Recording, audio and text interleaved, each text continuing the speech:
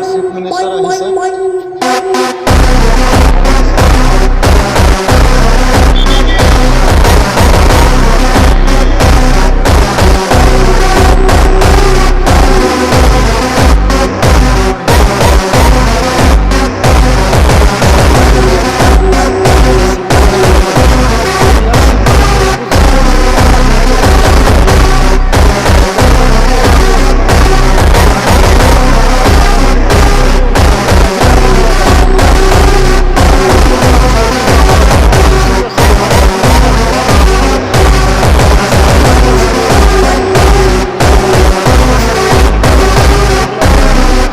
ৰাস্তা-ঘাটত মানুহবিলাকক পৰিচানি কৰি থাকে, কিন্তু ইয়াৰ চিফ মিনিষ্টাৰটো তেনেকুৱা নহয়। চেন্নাইৰ চিফ মিনিষ্টাৰটো তেনেকুৱা নহয়। ইয়াৰ পাব্লিক চাই পেলাই সি ৰাস্তাতে গাড়ী ৰখাই দিব।